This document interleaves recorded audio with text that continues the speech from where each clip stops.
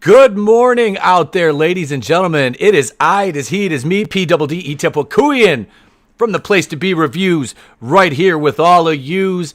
And welcome back to the morning show, episode 12. I know I took a week off, kind of recuperating, needed some R&R time, little bit of rest and relaxation, and just overworked and underpaid as usual. But that's all right. We're back this morning. We've got a great show planned for you until I have to go to work, so we'll be on for about an hour and 15 minutes. But yeah, thank you guys. We'll wait for some people to come into the chat. Ray's Double Dong was already here and dropped his comment, said, yo, hey, good to always see you. Got some interesting topics this morning. Nothing groundbreaking or earth-shattering, but I haven't offered my thoughts really on the Freddie Prinze Jr. Situation or Brie Larson and the Marvels yet. Oh, Tony Tonedeaf, my co-host, is in the chat. Hello, sir. I actually, this is, Good to see you, man. We played the Gina Carano skit Wednesday night on Going Rogue, and the Wakanda Land skit in front of some fresh eyes. Some new names were in the chat, so hopefully, we've told people to go subscribe to the Clown World Review, and if you haven't yet, you should. My brother Tony is putting out wonderful content. Also, go subscribe to 2 Cents Toys. My brother Salvador, he is the definitive toy channel in the Fandom Menace. I don't, or just the definitive toy channel in my spectrum anyway. Not really Fandom Menace, but, he's doing the damn thing, giving you no nonsense, no bullshit reviews of toys, and he's all killer, no filler. That's Sal. Salty over there, man, my boy. Give him some love. Also, you got to go subscribe to Fandom Collective, Red Gaze, all my people. There's descriptions. Well, not in the links in the description of this video yet, because I did this on my phone, so I haven't filled out the description box all the way yet. But as they say in Hollywood, we'll fix it in post. Freddie Prinze Jr. Oh, before I even look at because I'm just going to use the article for a baseline. Before we even look at that, Freddie is largely irrelevant. He's aging. Nerdy Blurb, what's up, brother? Hey, Nerdy Blurb was here Monday night on Going in Raw, episode 150. The Storm and Monday Night Mormon was here. I'll drink my sip of coffee for the working man for you. And so Freddie Prinze Jr. Like I said, he's largely irrelevant. Just kind of a putz at this stage of his career. He's on the Bad Batch. I think he did. I don't watch it. I won't support Disney Star Wars. I don't. I refuse to support people that hate me simply because I'm not a sycophant or some insane weirdo SJW, which is sad because Star Wars is one of my favorite things as far as entertainment goes. And I can't fathom the people that create Star Wars hating their fans as much as they do, and as much as the creatives that work under the Lucasfilm umbrella seemingly hate their own fan base. They're paying customers. They continually reach for an imaginary audience that isn't there. It never existed. It's never going to exist. But they do. They just they continually just take a big dump on the paying customers, or the people who were paying customers and now have closed our wallets to your subpar product. Oh, Miss Vassy Reviews is here. Good morning, good afternoon to you, Miss. Vassy will be joining us next Wednesday for Going Rogue Ladies Night on the channel here, along with Millennial Me, Katie the meteorologist. So yeah, we'll have a all ladies and me. It sounds like a fun Wednesday night from where I stand. So yeah, we're all for that here. Like you said, don't let anybody tell you this channel is not about equality or difference of thought or opinion. Nerdy Blurb says, "Work and don't tell the boss I'm tuned in. Your secret is safe with me, sir." As they say in Seinfeld, it's in the vault. Yep, blow the party horn, Vassy. We're gonna have a good time next Wednesday. There's a few. It's gonna be like a normal topics and everything, but we're just gonna have the ladies' perspective on everything. And I'll do my best not to mansplain. Although I think if I do, they'll pretty much just tell me to shut the hell up. I did invite Lola Meets on as well, so we'll see if Lola responds. I'm going to shoot her a DM. We talked about it in the chat the other night briefly. So if Lola wants to come on, she's more than welcome. She's been a great, wonderful supporter of the channel, and I'm happy to bring her onto the panel. The more the merrier, as far as I'm concerned. But so back to Freddie Prinze. And now let me set this up in some context for you.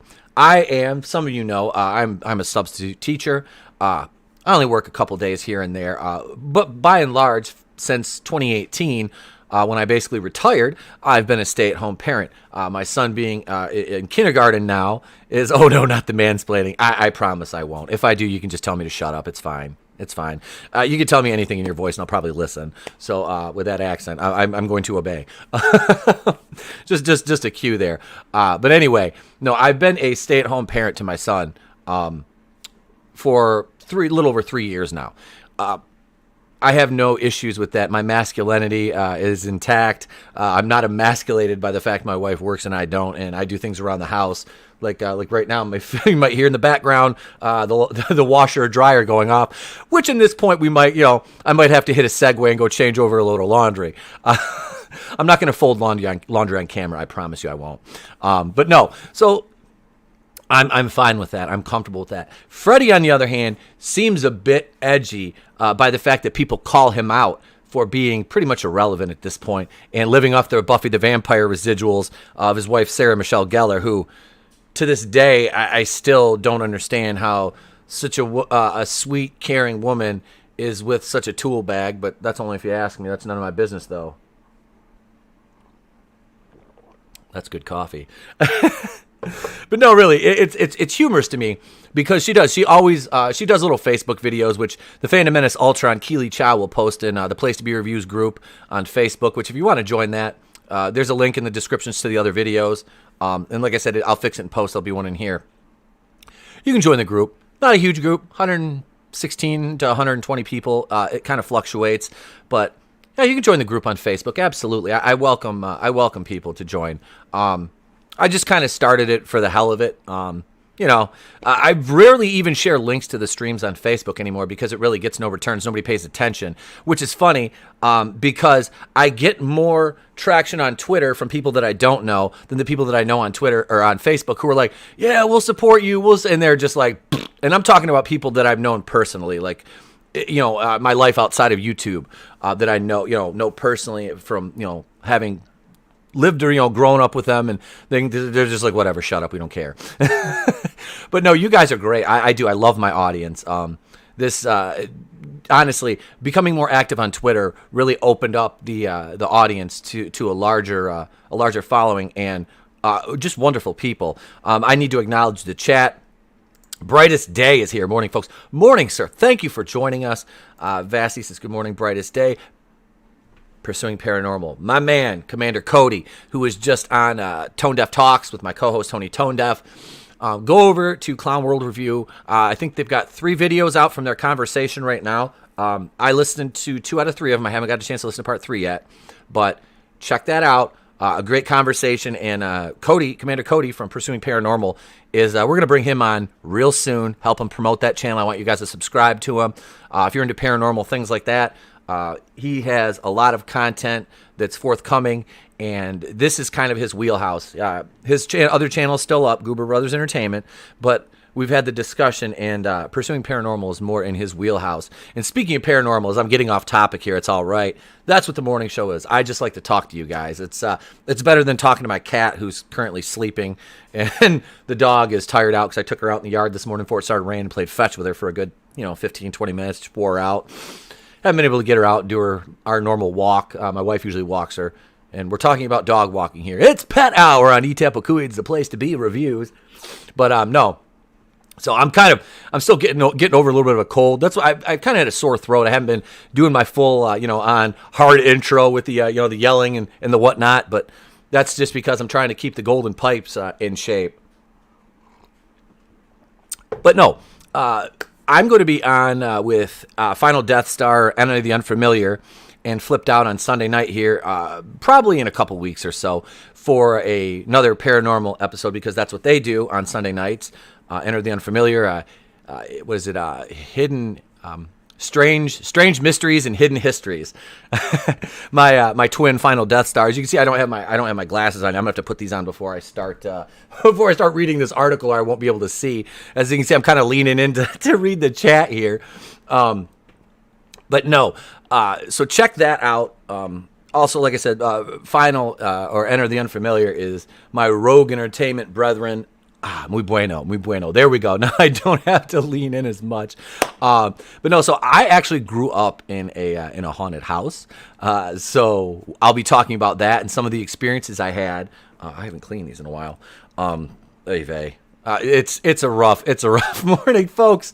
Bear with me. But no, my parents' house is let's see. Well, right now is what 70. Their house is 71 years old, and there has been 5 or 6 deaths in the house. There are 2 people buried in the yard, and before you go, oh my God, is he part of the Ed Gein family? Relax, let me explain. And we went from Freddie Prinze Jr. to people buried in my parents' yard. One of them is Jimmy Hoffa. No, I'm just kidding. They are the former owners of the house, and they both passed away there, and it was their wish to be cremated and buried in the yard. It was under a tree, but my father has removed, in the 42 years they've owned the house, he's removed about 20 trees. So we have no idea where these urns are.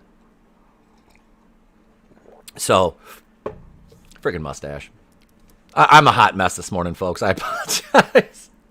No, so I've experienced, and my grandmother passed away in the house, the owner's son, and then there was a few other accidental things. But I have had a few paranormal experiences there. One of them I know, murder house confirmed. Maybe Vassy, maybe. But I've had a couple experiences myself. Nothing violent or malicious. From the anomalies or the spirits, as it were. Only footsteps, things moving around. A chair rocking when there was nobody, no pets, nothing. A chair rocking when I was watching from outside the window with 2 of my friends. We came home from our freshman year in high school dance at I think it was 12:30, 1 o'clock in the morning. And no alcohol or drugs were involved at this point.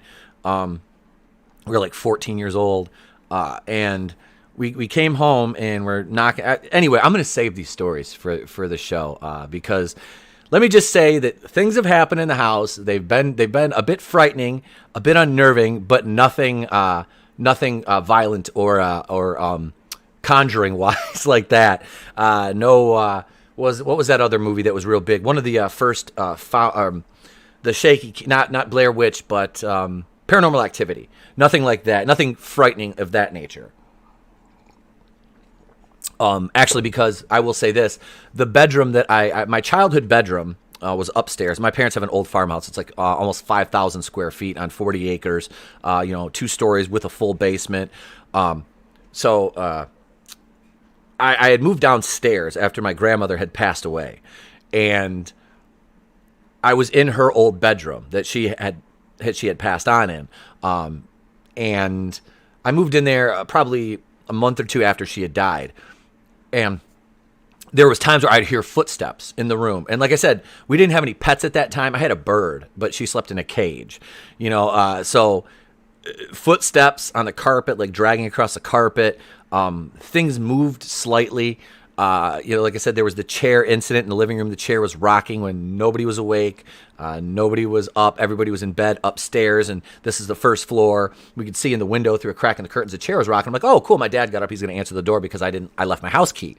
And yeah, so those are just a few of them. But yeah, so there's been some things that have happened, and we'll talk about that more when I get on Enter the Unfamiliars channel for the Sunday night show. But yeah, it was a bit unnerving as a 14-year-old.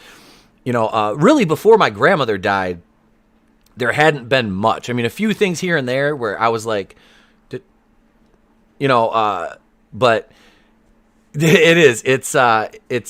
was frightening. It is. It's still unnerving to know that you're not alone when you're alone, if you get what I'm saying. What did Nerdy Blurb say? He said, bro, you need to share these stories and come on my other channel sometime. We talk about, you name the time and I will do my best to be there, brother. I absolutely will. I would love to. Absolutely. You just shoot me a DM on Twitter and set it up, and I'll be there, brother. You are always fun to stream with and to talk to, man. So subscribe to Nerdy Blurb too. If just DM me your other channel, and I'll share it in the chat.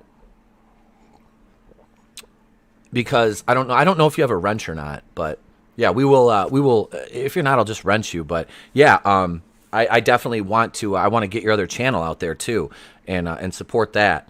So I'm sliding them DMs. Woo, child, he's sliding my DMs. But back to Freddie Prinze Jr. and the Dude Bros. God, like, and it goes back to the Gina Carano thing. And I've said my piece on Gina Carano. I don't care what some other channels are saying about her coming back. She doesn't need to come back to Disney. Like I said, that would be akin to going back to an abusive relationship. It doesn't need to happen. Gina has a fan base.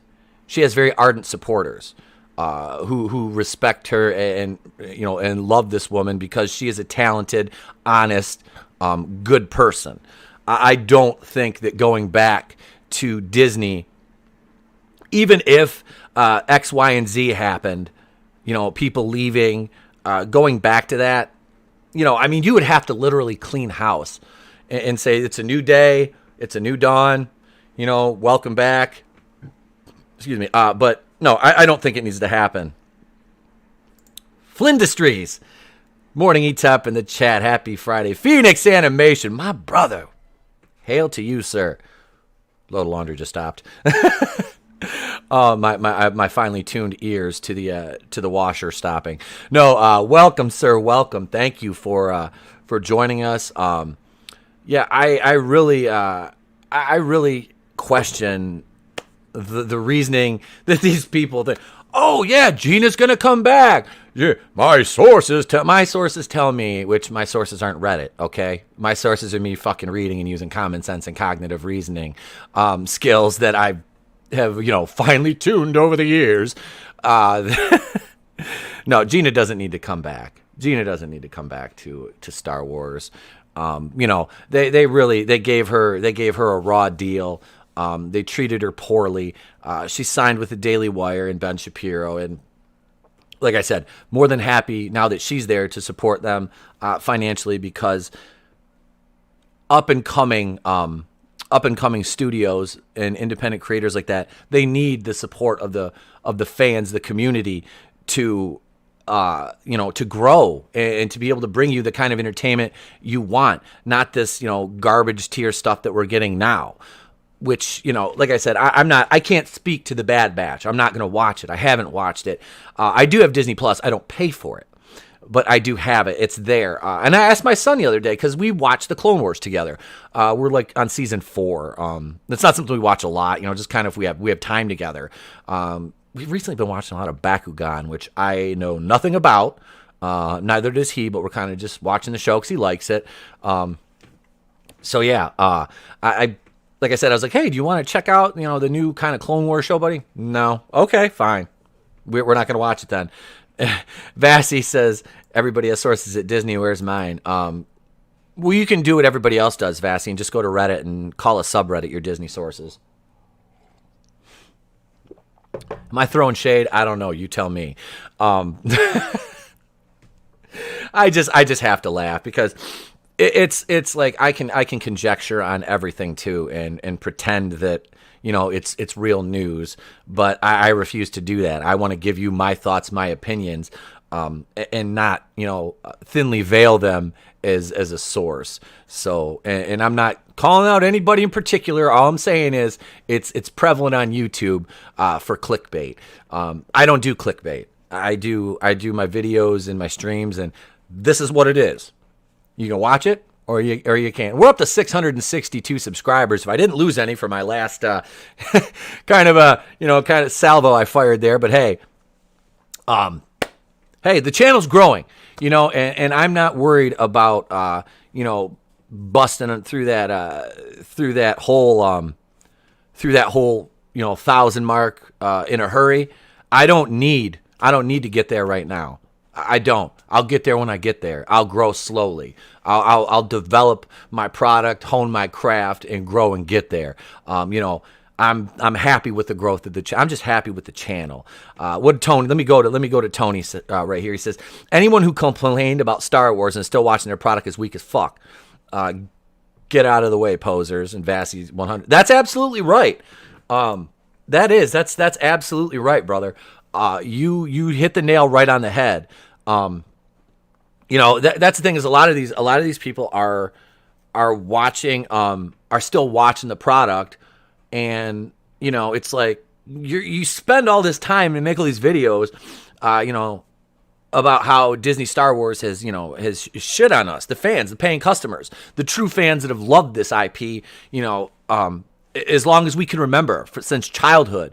We're not Christian Harloffs. I busted my ass as a Star Wars fan for the last 4 years, and I can't even get tickets to Galaxy's Edge.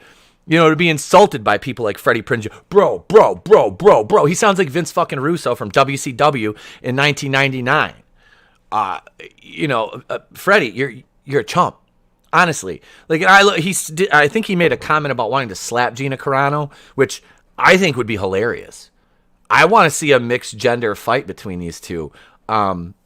Because I remember when Joey Buttafuoco fought China in celebrity boxing like 2002. And if it wasn't for the fact that he outweighed her, I think she would have beat the shit out of him. In this case, Gina, and I wish I had the gift of, damn, she thick, boy. I think she would whoop the shit out of Freddie Prinze. Not only because she's physically built bigger than him, but, and I say that in a very loving and respectful way because Gina's a beautiful woman. But she is also a trained mixed martial arts fighter. Freddie Prinze Jr. is an adult pretender. And last I saw Freddie, he looks like he's about as big as my chain, which as chains go is not small, but Freddie, you're a grown-ass man, dude. Put a little bit of size on, man. You're built like my 5-year-old's got bigger pipes than you, son. I just turned this into the roast of Freddie Prinze Jr. No, but seriously, I would love to see those two get into an octagon and mix it up because he would go to slap her and he would be in an armbar with a dislocated shoulder in about a minute. But I think she would probably toy with him a little bit first. I think it would be fun. It would be fun to see. They should do it for charity. Somebody with the means and the ends, make that happen. Where's Dana White? Get Gina, the goddess of MMA, back in the ring, and let's see her wipe the mat with Freddie Prinze Jr. I'm telling you, it would be a thing of beauty, man. I would love that. I would love to see that. Or maybe, I'm just saying, I know a woman who runs a wrestling promotion, a lovely, beautiful, talented entrepreneur named Jennifer Thomas, who's been a guest on the show. She's coming back on. She is so busy right now. We talk through DMs. She's coming back on. We just need to get her to where she has time. And I've reached out to a couple other women from her spectrum and genre that are work, shall we say, in both the wrestling, mixed wrestling genre, as well as one of them might even be an adult entertainer. Your boy may not have 100,000 subscribers, but your boy's connected through the wrestling world. So I know a few people, and I'm working on getting one of them on here. And I'll say this: she actually is marketing a life-size doll of herself for sale. So yeah, I'm working on it. I'm trying. She, like I said, these are busy ladies who travel a lot and deal with a lot of clowns in their DMs. So I've commented back and forth on a few pictures with this unnamed woman, and she's been responsive. So, and she knows I'm not just some weirdo. So it's let's be honest, I'm a fucking weirdo, but not the way that she's used to dealing with. I'm a respectful gentleman when it comes to the ladies. So if they deserve it, I mean, let's be honest. I mean, I treat everybody with respect upon first upon first contact, but it's like whether you deserve the respect, and that's a mutual thing. So J-Man's here. He said, I'd buy that for $1. What's up, brother? J-Man's another great channel out there. He does a lot for the fans, knowledgeable in comics. Go over and subscribe to J-Man's channel too. Give him some love. Wonderful. He's been a wonderful guest in the show. Somebody that I need to bring back on. And I want to say this to the people listening in the chat. If you're in the chat and you've been a guest on the show and you haven't been on in a while, it's not a slight to you. It is the fact that I am absolutely busy, and it's like, I'm sometimes I don't plan ahead that well. So that's it. I do. My guests have been, by and large, wonderful. And I appreciate everybody. If you come on the show, if you're in the chat, I do appreciate you giving me your time, because time is an irreplaceable commodity. And if you're spending it on me, I want to make it worth your while. So I love to say thank you humbly to the folks who support the channel, watch the videos, share the videos. Even if you thumb up or thumbs down the video, I don't care. I just want your honest opinion on it. Wait, he's looking at that Life Force. Where's Life? Life Force is behind me somewhere here. That was a birthday present from, I think it's over here. Where is it? I don't know. It's behind yours. my Blockbuster video behind me. No, Exorcist 3 it's an underrated movie. I want to highlight Vassie's comment. Violence against women is never funny. Freddie Prinze is concerning. He even said that shit was funny. What? Absolutely. No, and that's it. He is the kind of person that, he's just this guy. He's not our kind of guy. He really isn't. And I think that really comes by and large from a place of heavy insecurity on his part. Because I feel like he is the kind of guy that's emasculated that his wife now makes more money than him.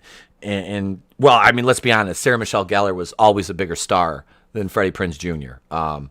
I mean, truthfully, she was. And, she doesn't act much anymore. I think she's just a mom, really. But good for her. She did enough with Buffy in her career to live off those residuals and be able to put a roof over Freddie's head. And I say this as somebody who my wife has always made more money than me. It doesn't bother me. I don't care. As long as she lets me buy comic books. Oh, she's probably in the background laughing her ass off because she can hear me right now. Yep, she is. She's laughing at me. I make you do chores. She makes me do. Yeah, I have to. It's like being a fucking kid again. I have to do chores. My comic book in McDonald's coffee money. What I'm going to do now is we're going to set up a GoFundMe page because I need a new cell phone, and she won't let me buy. I'm just kidding. I told her, I'm like, this phone is 3 years old. You know the life expectancy of my phones. Because I use the thing so damn much, it's gonna crash. I'm gonna be mad because I've got a million. Getting that government money, you can get. Yeah. Please, President Biden, give us another stimulus so I can have a new cell phone. Oh, you guys are awesome. I see we're losing viewers. They're like, shut the hell up and talk about something relevant, you jackass. All right. Let me go over the article. We'll talk a little bit about Freddie. Here, let me stop the camera. You guys have stared at me. And I have to give props. My new avatar. Drawn by the lovely and talented Miriam, the creator of Bonds the Drive, whose campaign absolutely killed it on Indiegogo. She's just a talented, wonderful artist.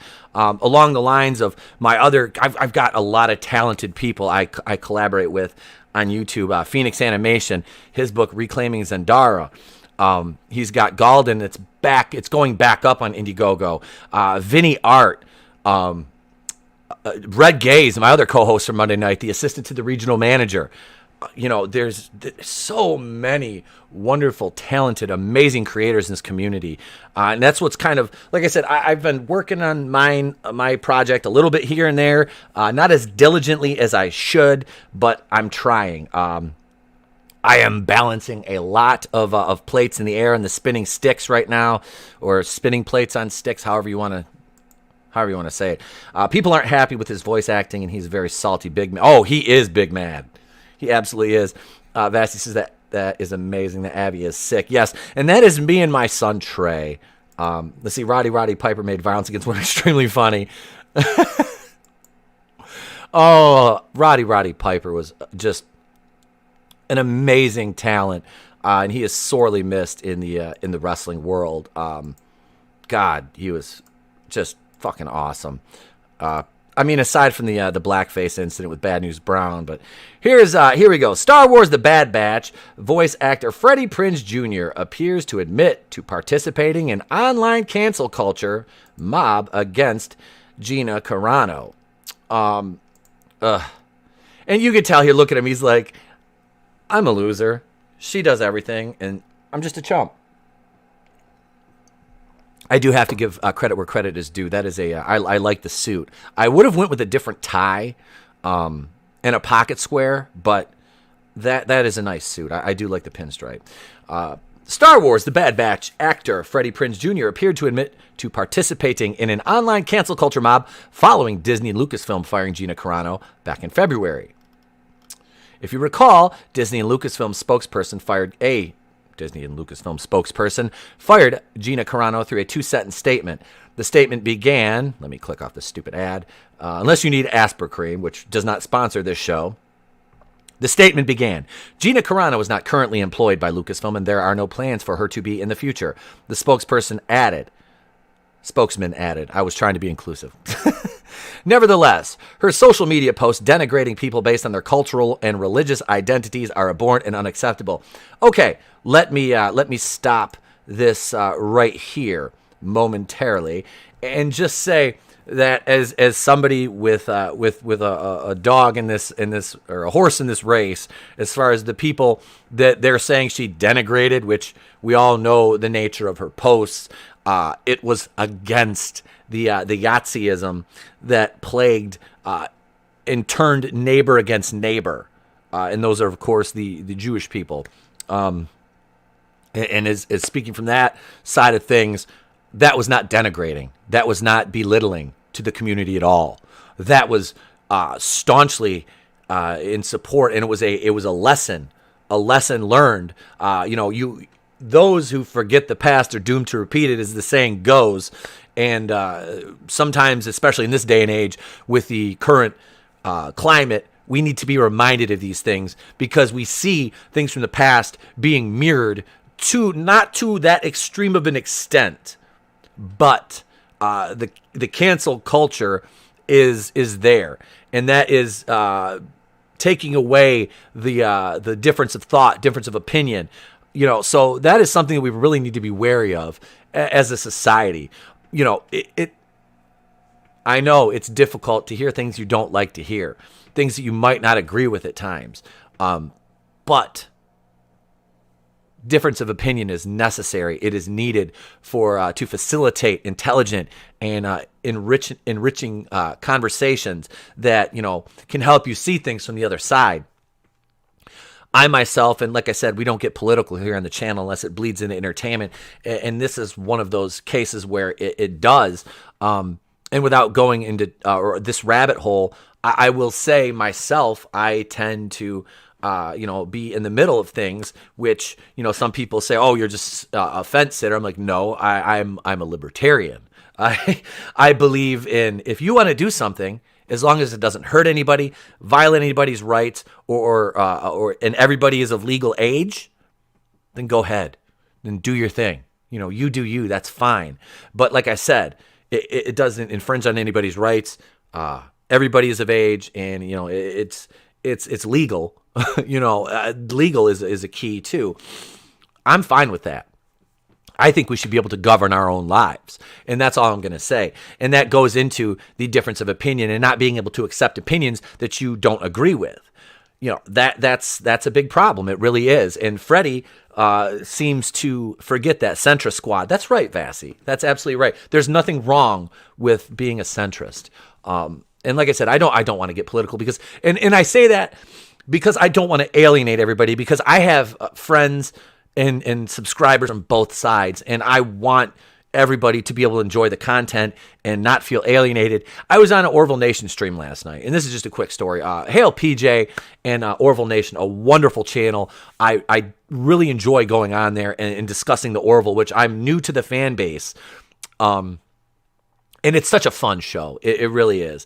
But we were kind of, bagging on, there are some people in the chat that, another monster, people that know me and know my channel, that come over there and they're subscribers to Orville Nation too. And they kind of start bagging on Batwoman, which is fine, and we have to give, if you like Batwoman, it's fine. I'm not mad at you if you like Batwoman.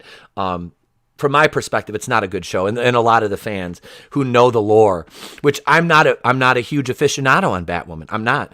But I've done my research. I have to do my homework. And I know people that I talk to people on the regular that are fans of the mythos and the lore of the Kate Kane character.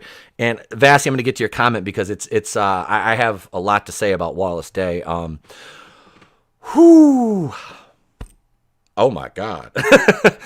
But no, and we kind of started to make fun of Star Trek Discovery, and somebody in the chat was like, I like Star Trek Discovery. And I don't want people to think that I'm going to insult you if you like it.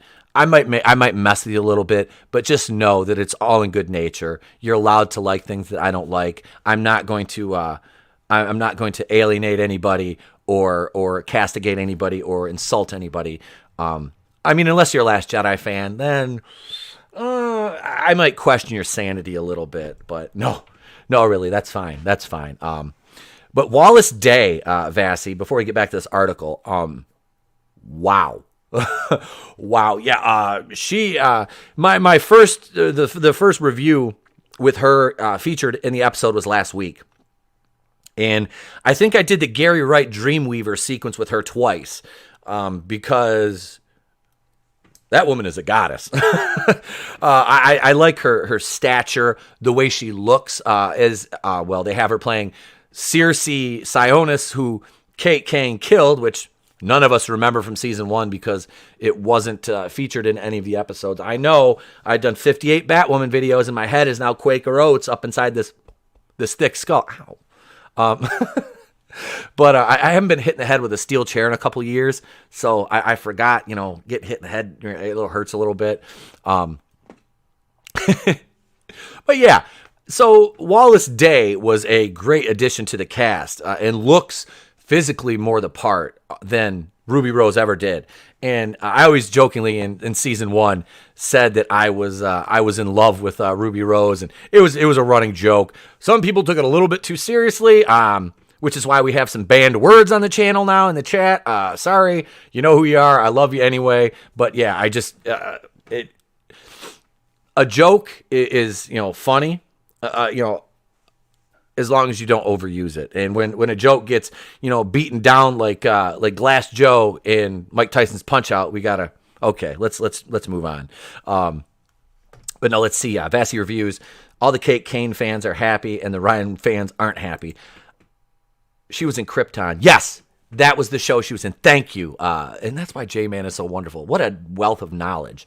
Thank you. I couldn't remember the show she was in, but yeah, God, she's a, like I said, I don't know much about her acting. I've seen pictures, and I'm just like, she is absolutely stunning, just beautiful. And like I said, she's 5'9", which I like. She has some athleticism to her frame too, which female action stars, I'm sorry, and the Marvel Cinematic Universe group, you want to talk about a group that is rough.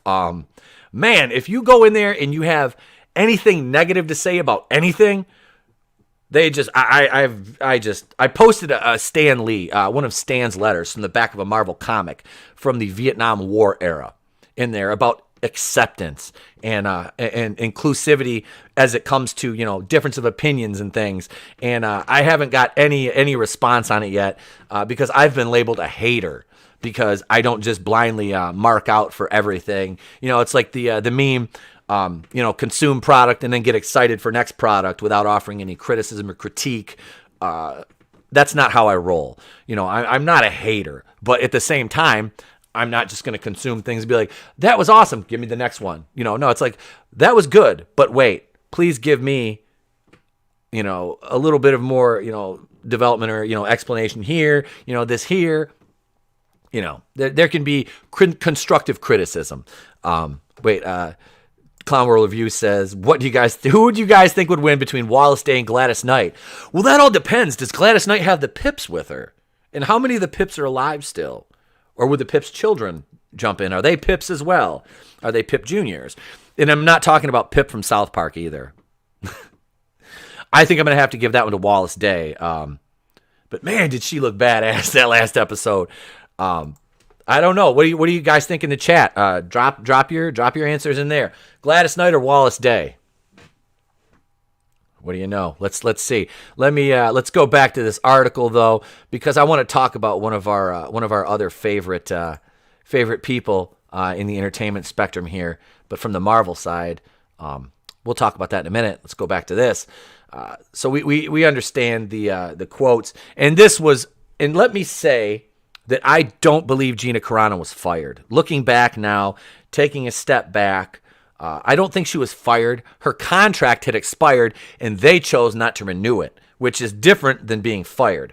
So there's that.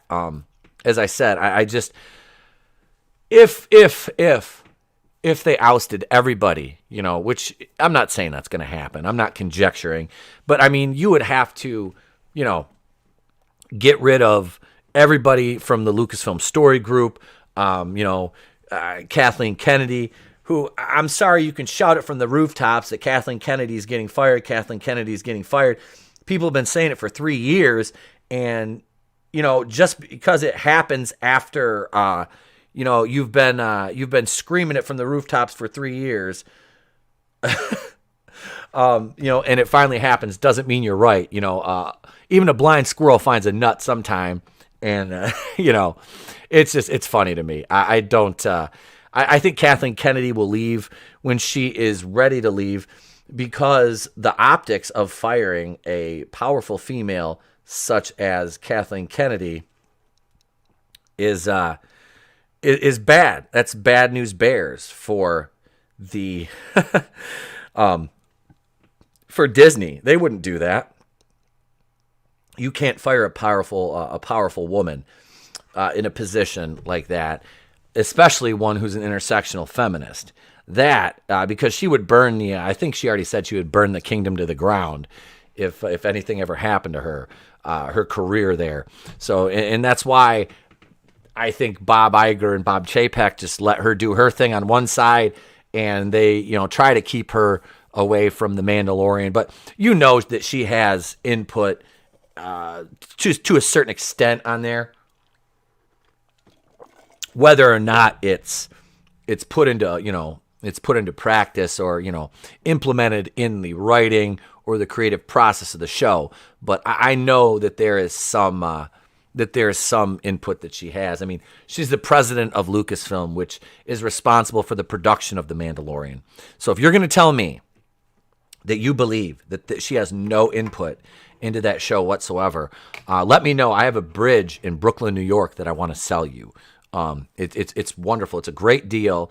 Contact the real estate office of Wakuian, not to be confused with the law firm Wakuian and Sons. But no, let's go on with this article. There's Gina. She's a Disney princess. She is. Let's see here. Let me close this ad. Does anybody need Scott toilet paper to keep life rolling? Comfortable, but also very thick and strong. Kind of like Gina Carano. The social media post in question was an Instagram stories post that appeared to be a repost from Warrior Priest Jim podcast. The post showed an image of youths chasing a woman in undress with a warning about hating your neighbors can lead to such senseless violence, and you can see it below. I'll show it because I support her message. It says Jews were... I can't read this. I'm not going to be able to read this, but you guys get the point of where Gina's coming from here. We understand her messaging. Hail Angelus Draven, who is one of our wonderful panelists from this past Wednesday, along with Vinny Art. Yeah, we had a great show on Wednesday night, man. It was a lot of fun. Let's see. Following this statement from Disney and Lucasfilm spokesman, Prinze Jr. shared a GIF to his Twitter from Gem of the Holograms, where one of the characters slaps the other with text reading "Girl, bye." Yeah, and then he proceeded to get ratioed to hell. Now Prince Jr. appears to have admitted this gif was him engaging with the cancel culture mob on Twitter. His seeming admittance came after he received criticism for his voice acting of a young Caleb Doom in the first episode of Bad Batch.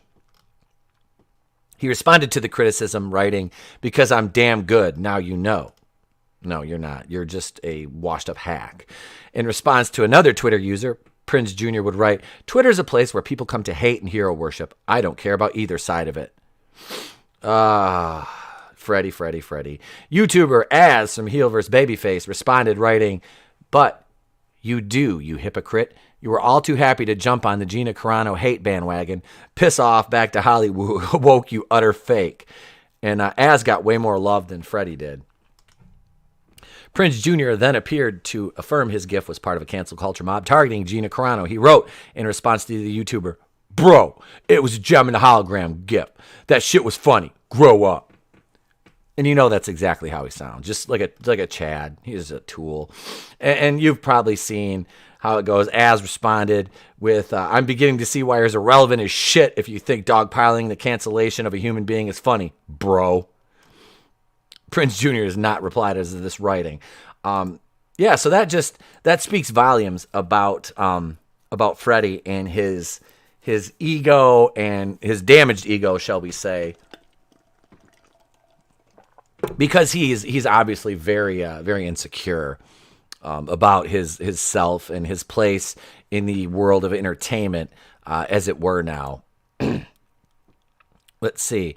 Vassy says he has never been a talented actor. He rode the teen heartthrob wave for as long as he could. Yeah, he was in She's All That, Summer Catch, and then the Scooby-Doo movies, and his, was it Star Wars Rebels, playing Kanan Jarrus, which I never watched Rebels. I didn't. I've seen clips of the show that I've searched just to kind of see what happened and context for characters and whatnot. But I've never actually sat down and watched a full episode of Rebels. So I don't know. And like I said, I couldn't even tell you if Rebels is canon, to be honest with you. I think it is, but I mean, I think it is, but I don't think it should be. But that's just me. Honestly, I don't think that animation, and this is going to be an unpopular opinion, I don't think the animation should be canon. I don't. But it's Disney. I don't really care at this point.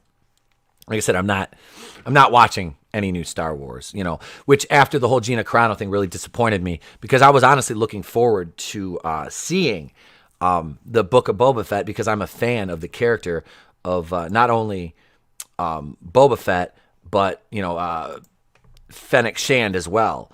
I really like Ming-Na Wen and her portrayal of the character. And Tamura Morrison, like I said, I'm a big fan of his too. I liked him in Attack of the Clones as Jango Fett,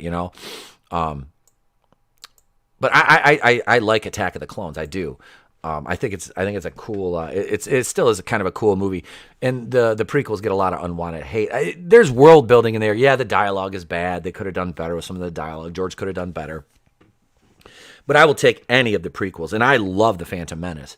That's a lot of world building there that took place in that movie. So it is. It has a lot of good things that it added, especially to Revenge of the Sith. Ray's Double Dong, what's up, brother?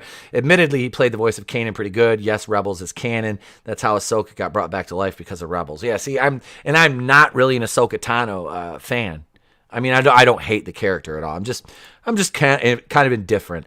And she wears the pants in that relationship, and she begs him regularly for a steak with Buffy. Oh, poor Freddie. I'm sure he takes that. I'm sure he does. And he probably says bro the whole time. Maybe he's salty because he's got splinters. I don't know. He's definitely got a stick up his ass of some kind, though.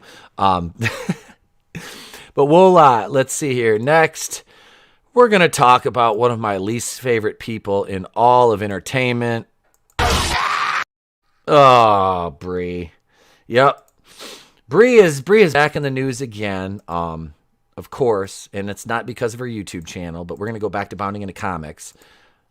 Here she is, New rumor explains why Marvel Studios changed the title of Captain Marvel 2 to The Marvels. And I'm basically the same school of thought with Jeff from World Class Bullshitters on this, that they changed the name to insulate this movie and to take Brie Larson out of the center of it, and add more characters around her that they can, shield this from criticism with, because you're putting what is Miss Marvel's Pakistani, I believe, in canon. She's Pakistani, and then you have Teyonah Parris as Monica Rambeau, who I didn't mind in WandaVision.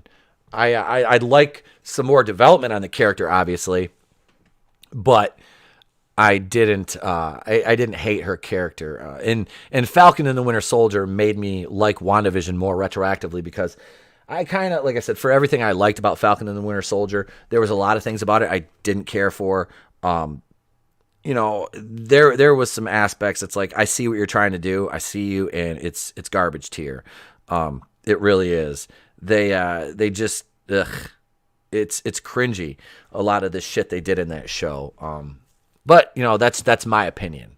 That's my opinion. You're welcome to have your own and enjoy the show if you did. Like I said, I did like some things, but there were some things I didn't like either. Let me see. We're speaking of Ahsoka Tano. Here we go. Let me go back up. Ahsoka was better when Lucas was in charge of her, just like all of Star Wars. Absolutely. And that seems to be the consensus in the chat from Ray's Double Dong and Angelus Draven. Said George Lucas wanted Ahsoka to die in Rebels, but Filoni had other ideas. I don't really care for Dave Filoni. I don't. I think Dave Filoni is more of a yes man, who's kind of, in Nano Reaper, even though he's not here, he's here. He'll say that, there was, Dave Filoni in Nano Reaper. He's got the wherewithal, and he's got the background to say, Filoni's a fake cowboy. He is a fake cowboy wearing a cowboy hat and flip-flops. We're actually going to have Nano Reaper on. At the end of Prodigal Son this season, we'll bring Nano Reaper on to discuss it, because he's one of the people that watches my Prodigal Son reviews. They're not my most popular videos, and I don't think it's getting a season 3, which breaks my heart, because I really love the show. I do. It's a lot of fun to watch. Tom Payne, Michael Sheen, you added Catherine Zeta-Jones, and Halston Sage.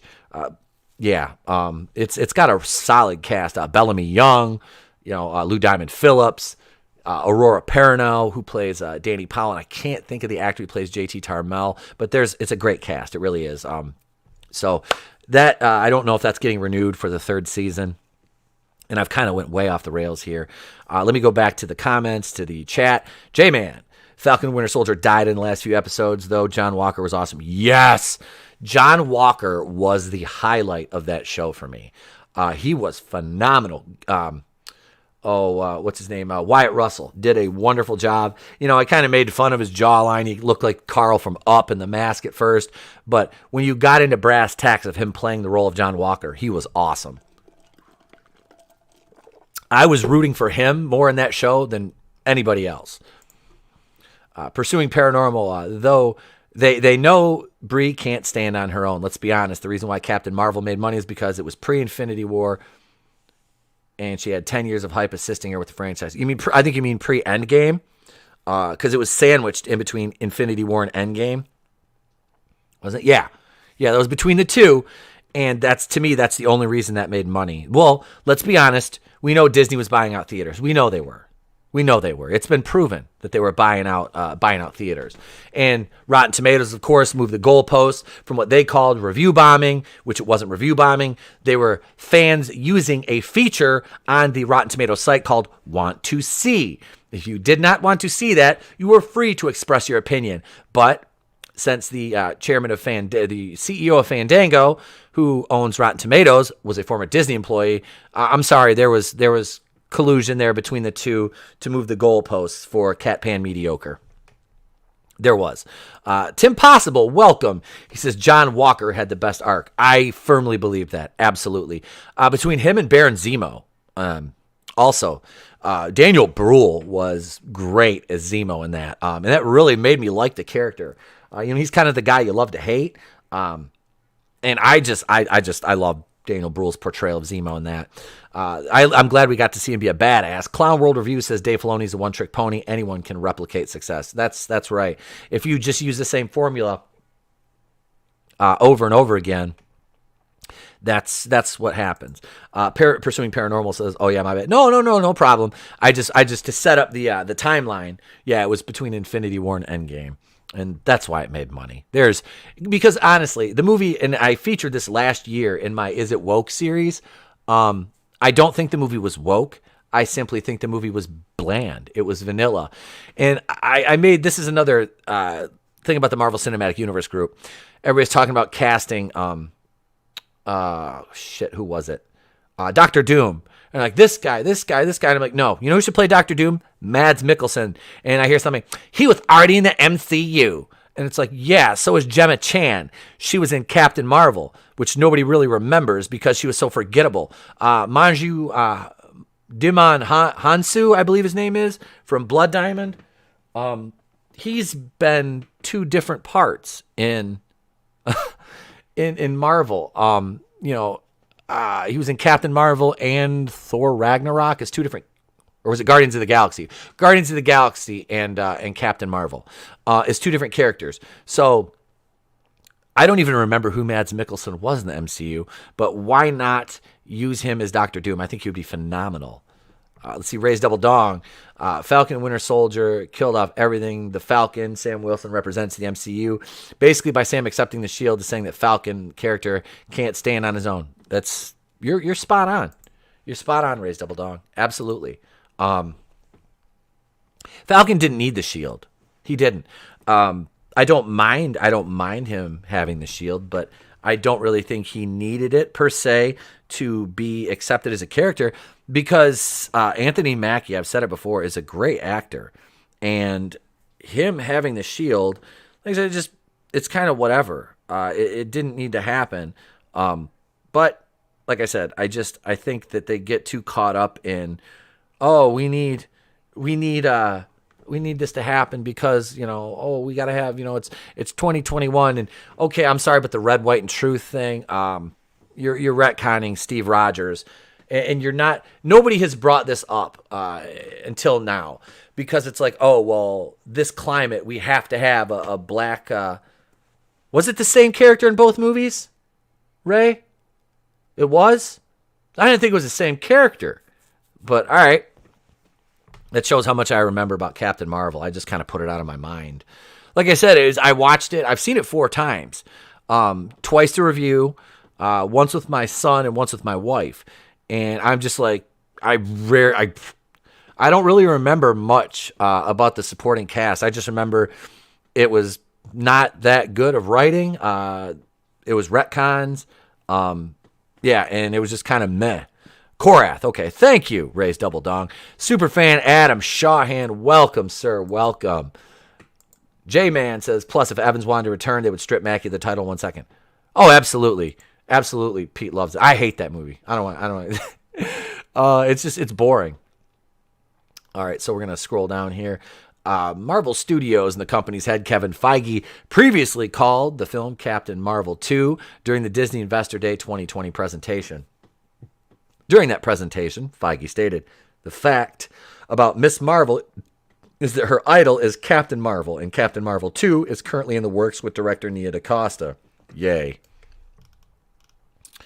And today, I'm excited to announce that Miss Marvel, played by Iman, will be joining Brie Larson and co-starring in Captain Marvel 2, along with a grown-up Monica Rambeau, played by Teyana Paris, who you will have already met in the upcoming WandaVision, he added. Can I turn this ad off? God, these are annoying. He conclude, go away. Oh my God. So by now you should be getting a sense of interconnectedness that infuses all of our storytelling. Alongside his comments, they shared a graphic reading Captain Marvel 2. Ugh. Nia DaCosta, I think, isn't she doing the new what is it? It's the Candyman movie that Jordan Peele's going to ruin. That didn't need to be made again. However, Marvel would ditch the Captain Marvel 2 name in the newly released YouTube video titled Marvel Studios Celebrates the Movies.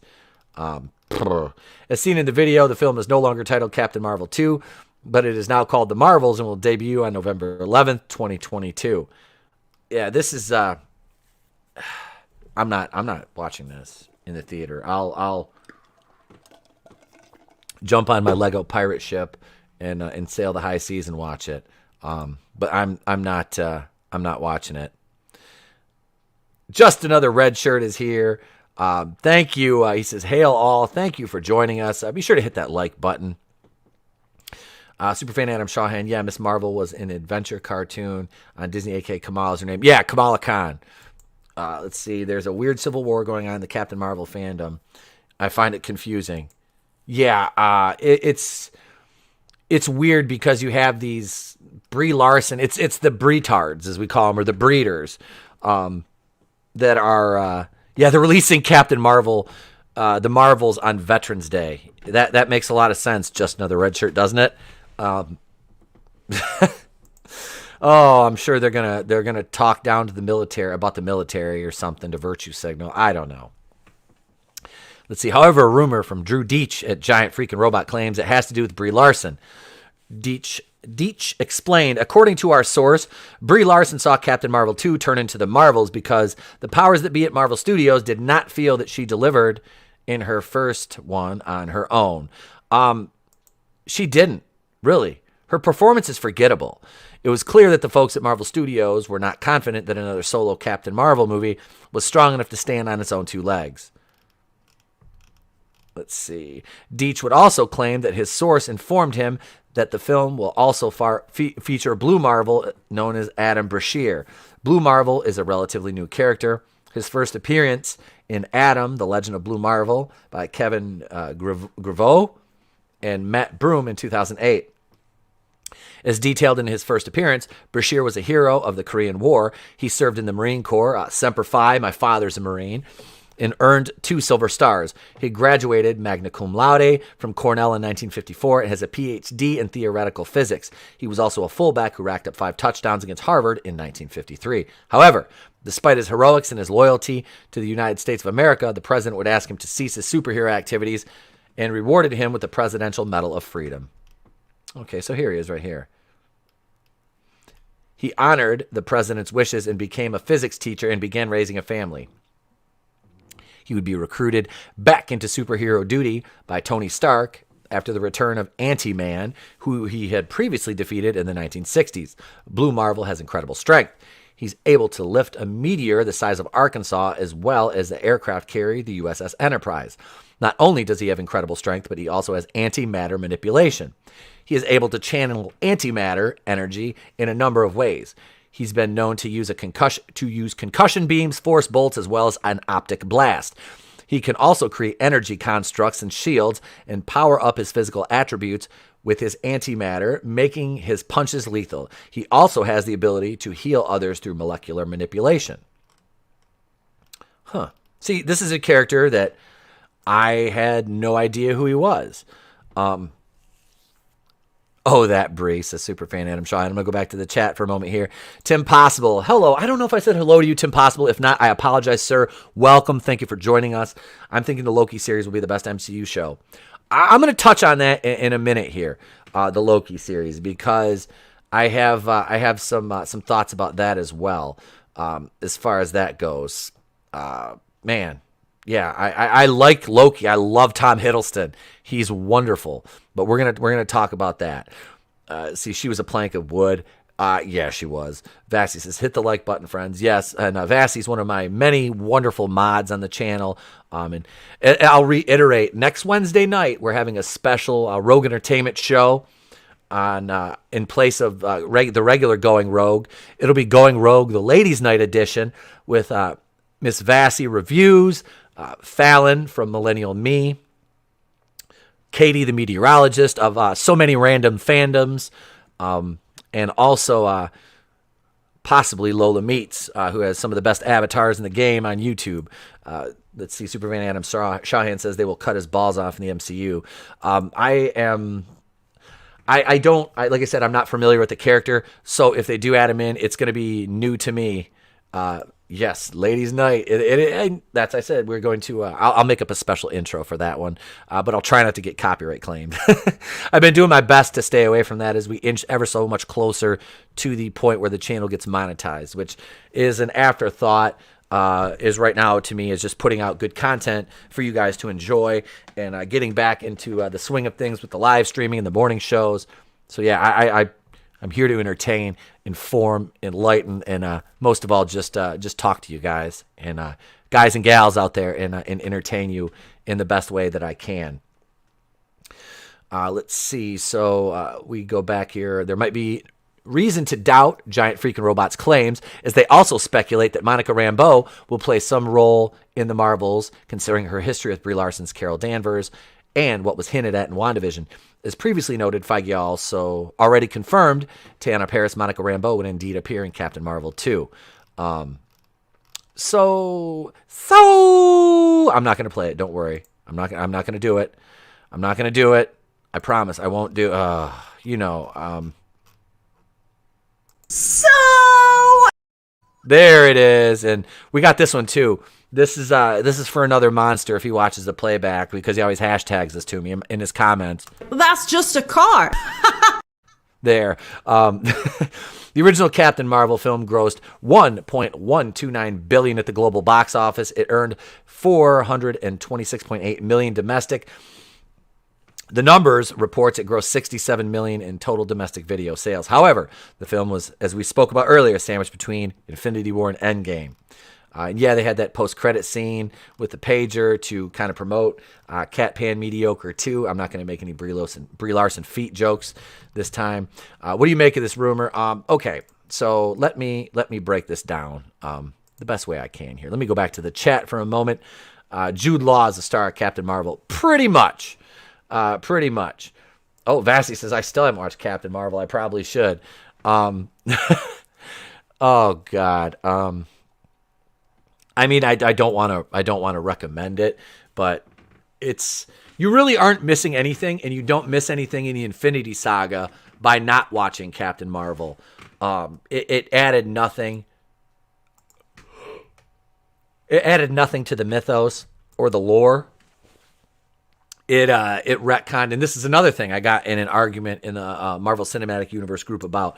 I said, well, they tried to retcon Steve Rogers as being the first Avenger, to Captain Marvel. I said that's funny because 1941 comes before 1995, and then somebody was like, well, they already did it in the movie. It says the Avenger Initiative was named after Carol Danvers. I'm like, okay, so why was Captain America his movie called The First Avenger? I don't buy that shit. I don't buy it. I watched Ape vs. Monster. I Can Survive Captain Marvel. Oh, God, you did watch Ape vs. Monster. And that's an Asylum. That's an Asylum Films picture. Asylum movies are bad. They are bad. God, those are terrible. It's something that you can turn your brain off and kind of just, watch. But I got to watch your review of that, Bassy. I'll probably watch that this afternoon. Or at least listen to it while I'm doing stuff around the house. I have my earphones in. But yeah, I need to check that out and go over subscribe to Vassy Reviews. Vassy, put your link in the chat. You're wrenched. You can go ahead and absolutely share your link in the chat. That's why you're wrenched, so you can do that. Let's see. Superfan Adam Shaw has his hand says, tell him, Pete. John Davies, welcome. He says, bring in Rogue as the villain anti-hero, have her absorb Carol Danvers' powers, putting her in a coma, then be defeated by Rambeau and Miss Marvel, but not killed. Problem solved. Absolutely. And if they want to stay true, and this is, like I said, if they're going to go back to the source material, like the X-Men animated series, which was great. And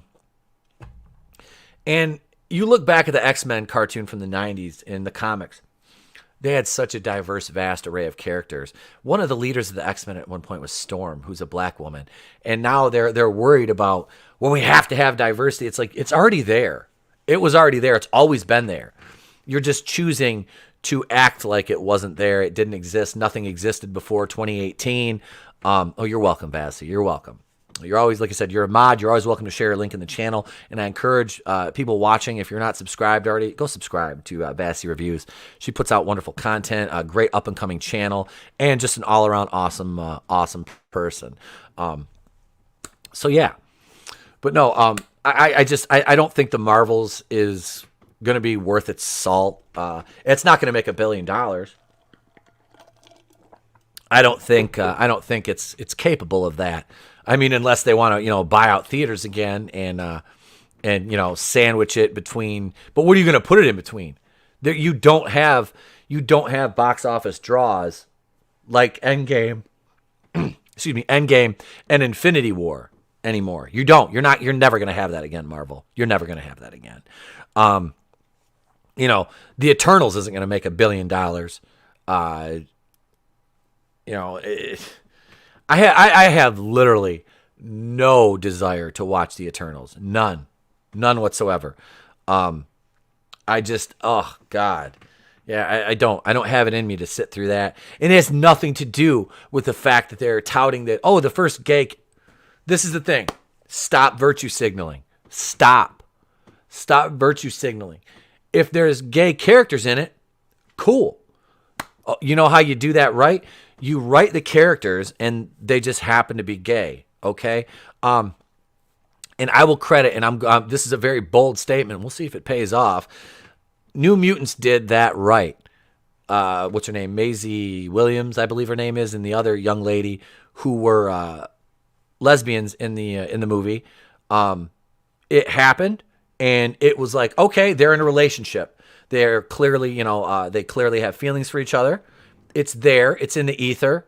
There it is. We're not going, oh my God, Thais, look, it's so stunning and brave. No, it was just they're there. That's how it should be. That's organic.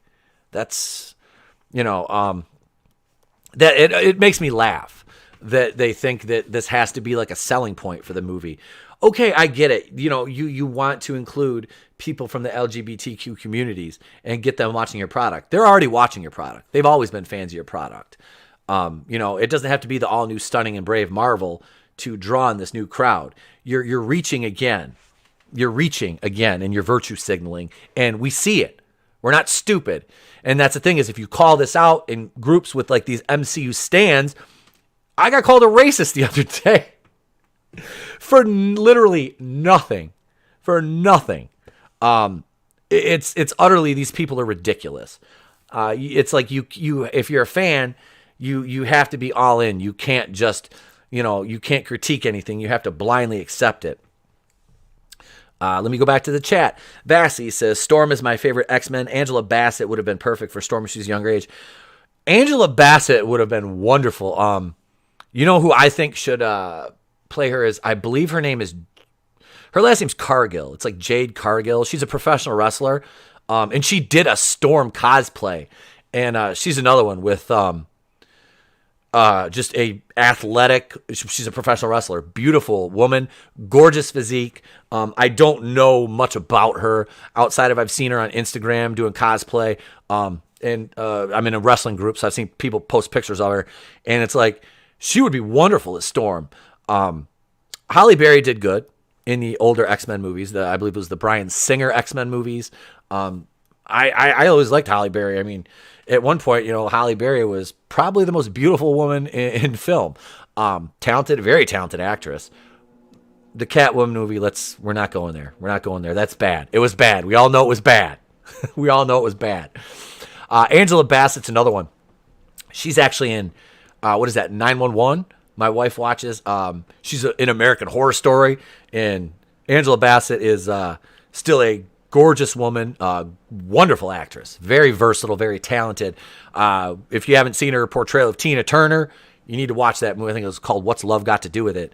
You need to check that out. I'm a music fan, and Tina Turner is a wonderful musician. But yeah, her portrayal in that was great. But yeah, Vassy, good point. She would have been wonderful as Storm. Wait, let me go back up here. I'll get back to your comment in a minute, J-Man. Superfan Adam Shawhan, Pete, tonight on the men's room, 1 year anniversary. Let me know if you have time to swing in, please. Thank you. Depending on what time it is, just DM me. We're friends on Facebook and Twitter, so just DM me. Shoot me a time and a link, And if I am available, I will absolutely swing in for a moment or hang out for a little bit. I've been taking Friday nights off.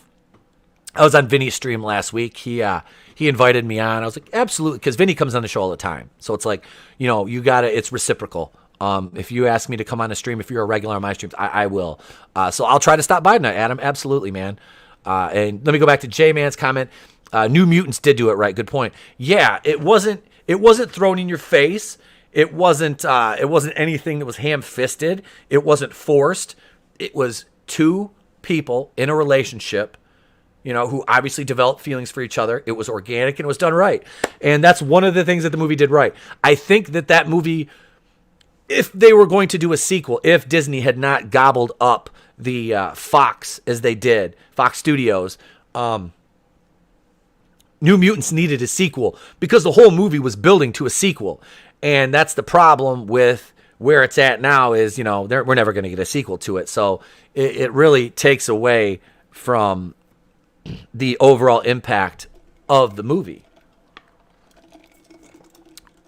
And they should have leaned more into the horror aspect like the original trailers were leaning, they cut it down because that was a perfect setup for a horror movie. And that's the thing I always liked about the Fox X-Men movies was they took chances that Marvel refuses to take because Marvel has to play it safe. We need the money. They're not product driven. They're profit driven. They're not fan driven. They're not. As much as they say they are, they're not. Because if they were fan driven, they would have cast a Katie Sackhoff as Captain Marvel and not Brie Larson. Because Katie Sackhoff would have been much better. I've seen better cosplay as Captain Marvel than we got in Brie Larson. Brie Larson's stunt doubles, either of them, would have been better in the role than she was. John Davies, sandwiched between Guardians of the Galaxy 3 and Secret Wars, probably the best narrative placement for it. Yeah, because of the cosmic nature. Absolutely. You're right.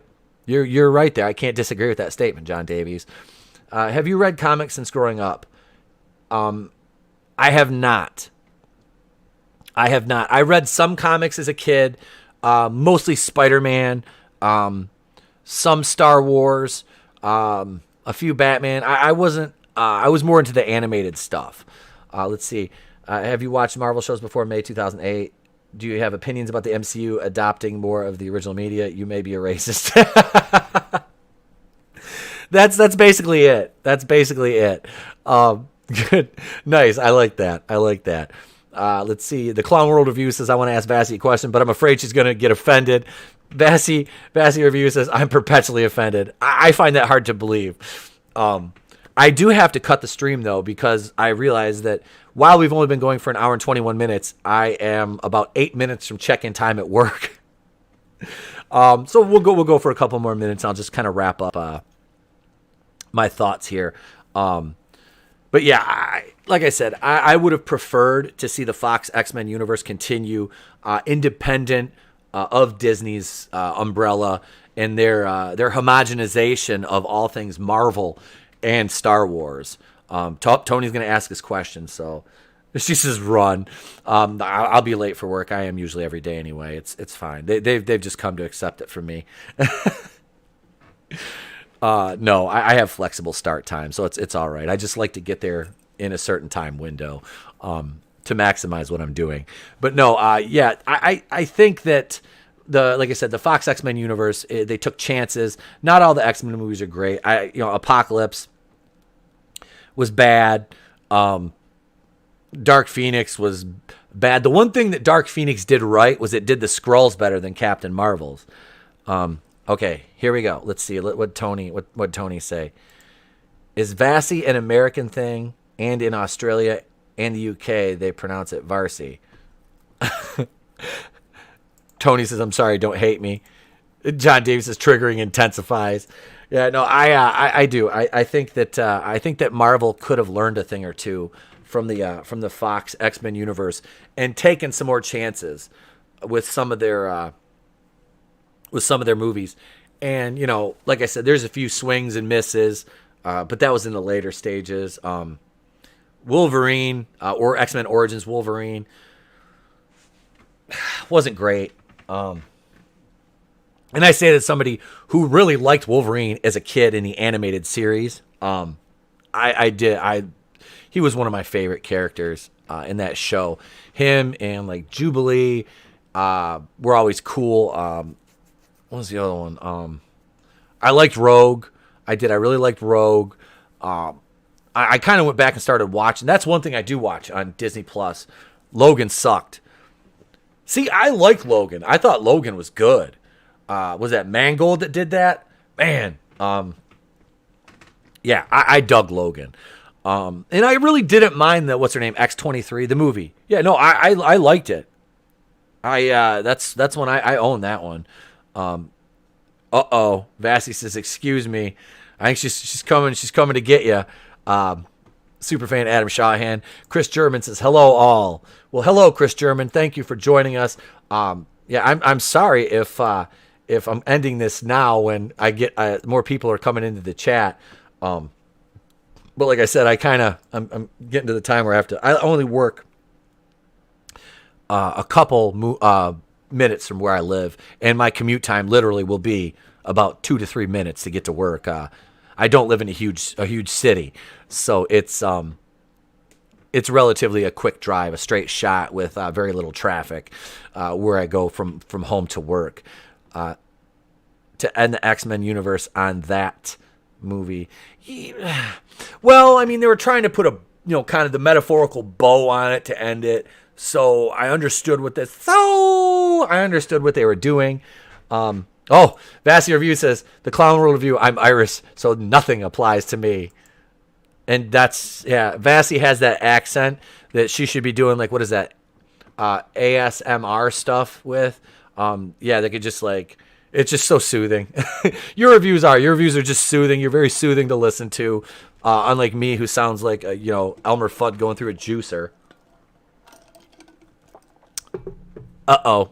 Vassy says, I'm triggered about the Logan comment. Need to go lie down. Oh no. You guys have been great this morning. I'd like to thank everybody for joining in, participating in the chat, hitting the like button. Like I said, share the video, and don't just share my videos. Share your favorite YouTubers' videos. We appreciate it as creators.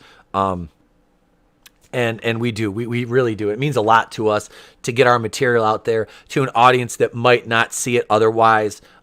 It does. It always means a lot. And I appreciate each and every one of my subscribers, which I can't always see because some people's subscriptions are private. But when I see the numbers go up, I feel the need to excessively thank you because of my inherent neuroses.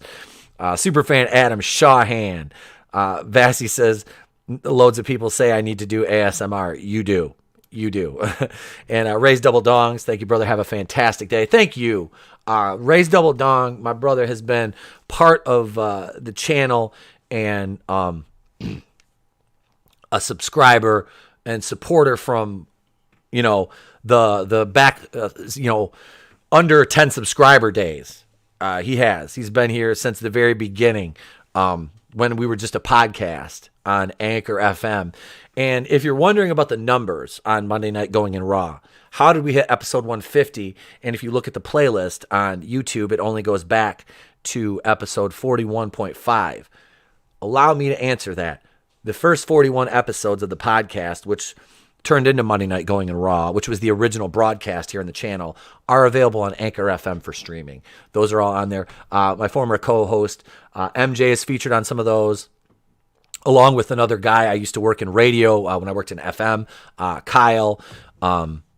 So yeah, there's been a lot of people that have been involved in the channel. One of my best friends from high school, him and I went to watch Endgame together on my birthday. When that, right around my birthday when that came out 2 years ago, he was on an episode. He's never done YouTube. He's not a podcaster.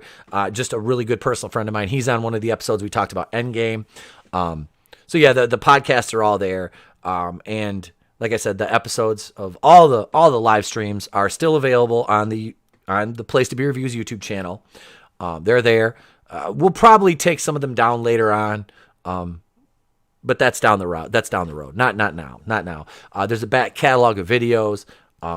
You guys have been wonderful, though. I truly appreciate you all. And it is 11 a.m. So Superfan Adam Shawhan, John Davies, Vazzy Reviews, Ray's Double Dong. Let's see who else was here. Chris German, Clown World Review, Tony Tone Deaf. Subscribe to the Clown World Review.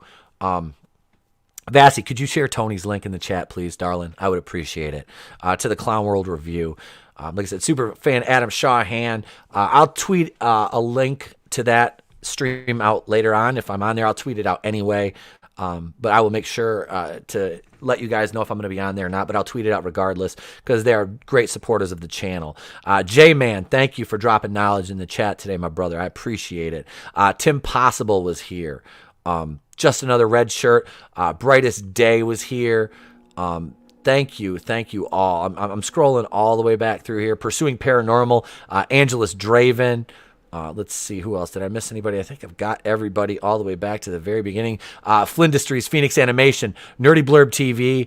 I probably got a DM from him. Like I said, Brightest Day. Guys, thank you so much. You earned a sub for next time. Humbled. Thank you, Chris German. I appreciate it. I do. I will say this. We're at 663 now, I think. I don't want to get stuck on the number of the beast. So if we get to that number, I'm going to need you guys to really share the channel out so we can get past that that 666 number. I don't want to be stuck there for any length of time. We all know that's Bad News Bears. So thank you guys so much. I love each and every one of you for what you do for me and the channel and for listening. You're wonderful people. I don't care what anybody says about you. You guys are great. Let me find my toxic white male outro. Star-Lord, you toxic white male son of a bitch. Take us home. I'm Itapakuina, the place to be reviews. I have been here with all of you. And remember, if I don't see you, have a great day, a pleasant tomorrow, and I'll catch you on the next one. Star-Lord?